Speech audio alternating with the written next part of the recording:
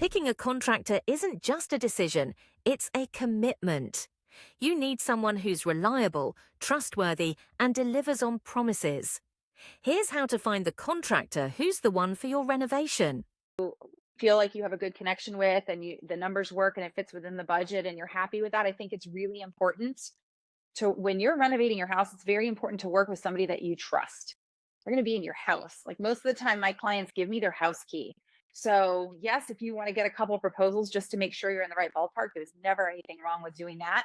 But I think it's really important that you build a good relationship with the contractor as well. Also, that goes So a long way. the trust factor needs to be there. Absolutely. Absolutely. Because I think so, coming from where I come from and with my background, my number one thing with homeowners is just honesty and transparency. Like there's things are going to come up, especially with bigger projects. Little things are, little projects are not such a big deal.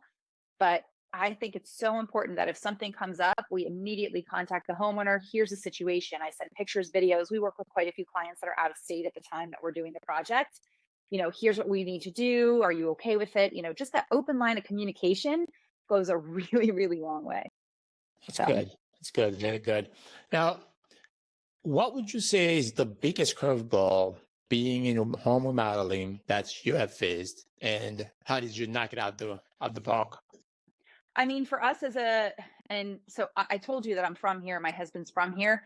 There's a Right. lot of companies that have been around in this area for a really long time. So, depending on, especially with condos, there are contractors that kind of get their name known in the condo building. And so if we're working with somebody, they're like, well, this company's been doing condos in here for a while. So that's probably the hardest challenge that we have is kind of breaking through and getting opportunities in new places. But luckily for us, we know so many people in the area that, we're quite busy and very happy about it. So That's good. Being busy is a yeah, good thing. yeah. Now, for anyone listening, thinking about starting a career in construction or starting their own remodeling company, just like you did, what's one good piece of advice do you have for them? Network, network, network, right? Like it's really important in this industry to have solid employees that's probably the biggest challenge in construction, right? There's a lot of people out there that are pretty good at a lot of things, but it's also finding the people that are very good at a few things. So for me, I spend a lot of time networking because for specific trades, electricians and so forth, we do outsource those trades and making sure that you have really good partnerships because those vendors that you work with it's still my name, it's still my company that the client sees. So it's really important that my partnerships are strong and that if something comes up or we need somebody there, they show up when they say they're going to. That's probably the most essential part of the success of my company right now is having really good partner vendors. That's good. Now, Yeah. when it comes to Empower Building, your company, what sets you guys apart? What would you say, some of the things that you've seen in the industry that you guys want to make sure that, that represents your brand and any great story you can share with us? That would be great.